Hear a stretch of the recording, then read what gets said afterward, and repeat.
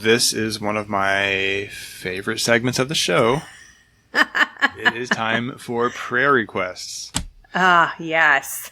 So it's the part of the show where we, whatever the Lord is putting on our hearts, we like to, bring that.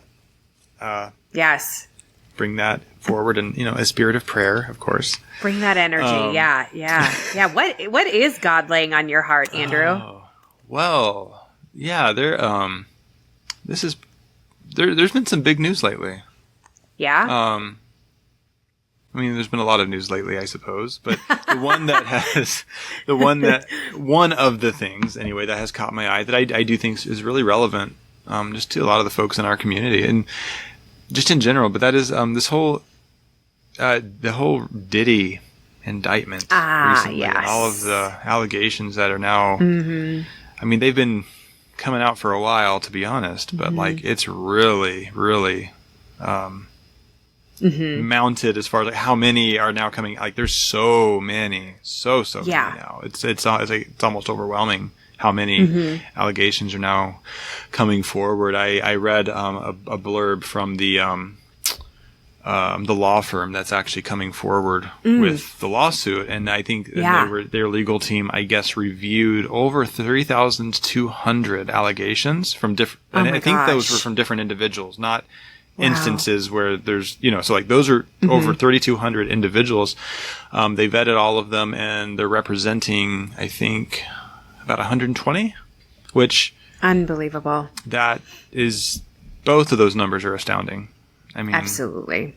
Yeah. And that's not to say that all 3,200 did not happen, but that's simply a legal professional saying there's 120 that we feel reasonably good about that you're not going to get away with it. It kind of reminds me a little bit of all the Harvey Weinstein stuff when that started coming out, and it was this door open to the underbelly of Hollywood, and then it's kind of people, it's we kind of rode that wave, and then and it opened up the door for people to be able to talk more about this, but then to have this happen again on this magnitude.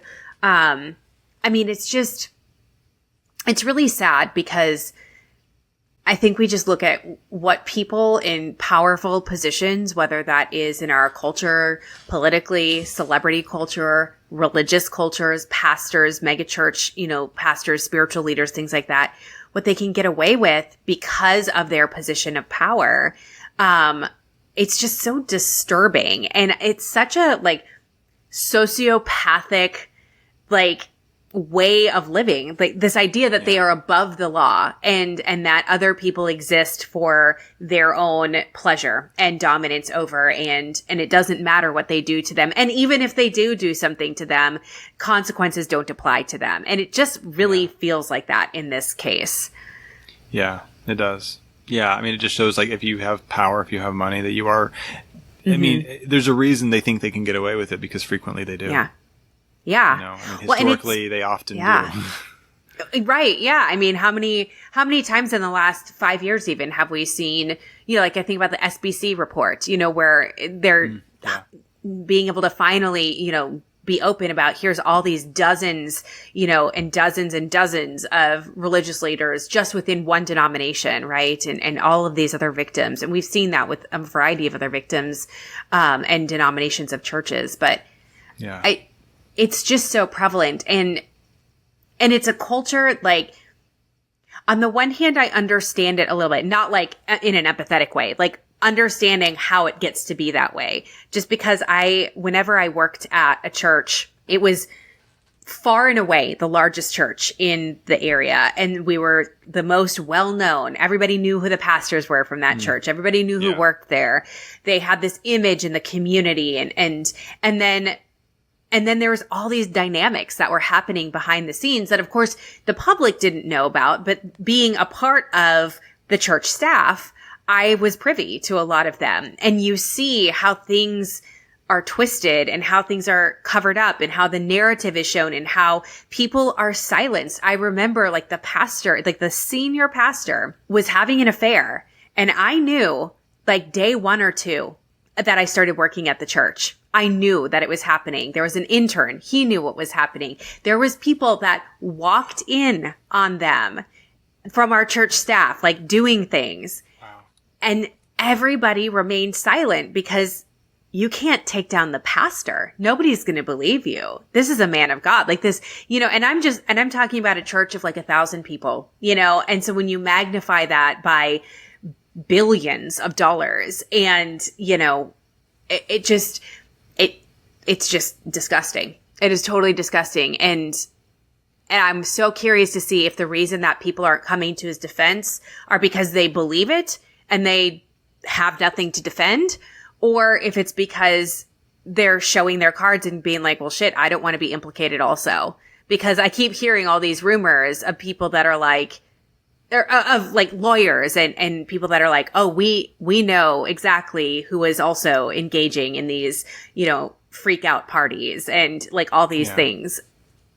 I feel like we are in for a shock for sure. Yeah, I think so too. It's interesting as I'm thinking about it as well, because I've been seeing them. I don't know how vetted this list is or what the original source is, but like the list of like some of the guest lists, right, of these parties. It's almost reminded me of some of like the same stuff that was dropped about like Epstein and Epstein Island.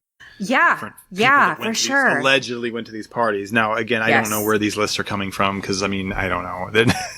Anybody can make a list and put a bunch of famous people and say, oh, they went to these parties. And how do you know or how do you not know? But it is interesting. I mean, and then also, I mean, it is interesting too. Another just statistic from those 120. It was interesting. They did say also that 60 were male, 60 were female.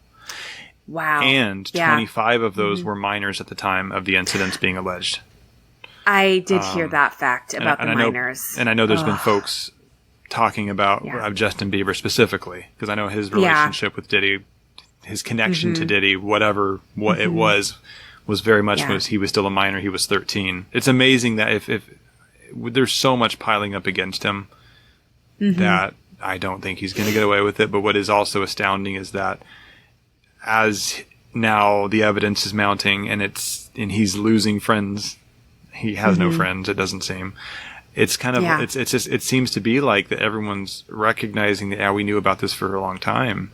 God, and then that's also, you know, that's the amazing thing is like, my gosh, it's like how did you manage to keep this going for so long? Yeah, but. And I say that, and I don't say that to be clear to judge folks who didn't speak out, because also, like you said with the pastor, it's like you can know things, and you may also not be in a place where it's safe for you to speak out, especially if you're the only one doing it. It's like a mixed relationship, right? There's like a lot of like empathy because I get it, right? Like in my case, I was this 19-year-old little girl who's, you know, just day one at the church. Like nobody's going to listen to me. I'm going to just lose my job. Like that's what's going to happen. I just lose my job, you know, and then I'm excommunicated from that community, right? And like, but that's that's my entire life, right? At that point, that's my entire life. So yeah, and they didn't even have money. Like, I mean, they did, but it wasn't like, you know, Texas mega church money or something like that. Right. But like, then you think about somebody as powerful as Diddy, who not only has this power and this celebrity and this entourage, but he's got the money to back it up. That money meaning he can get people to do things. Like he can pay people off. He can, you know, make threats and those sorts of things and truly ruin a person's life. And I can understand like the weight of going, I know this is wrong or I know this shouldn't be happening. But it's like, I might literally lose my life as a result of it. Yeah. Because there are rumors of that too. Yeah, absolutely. Alleged. It's alleged. Yeah. Oh, I know. Yeah. Well, whether it's like a literal threat to your life or even just the threat to your livelihood, I mean, there comes a point when it's like, what's the difference though?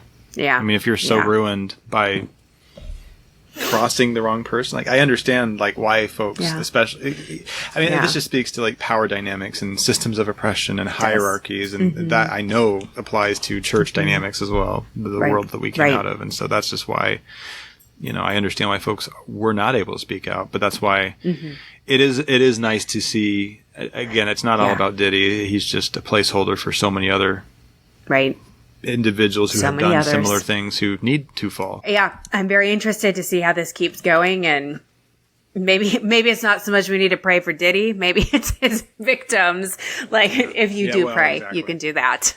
If that send up a good thought or prayer for them, because I can imagine it's going to get probably worse before it gets better. Yeah. Well, and the thing with and then what I would hope to see is that, because I know he has money, is that there's enough coming against him that no amount of money can settlement buy his way out of facing some very serious prison time. Let's lift that up in prayer, lift for that sure. Up to the Lord in prayer, yes.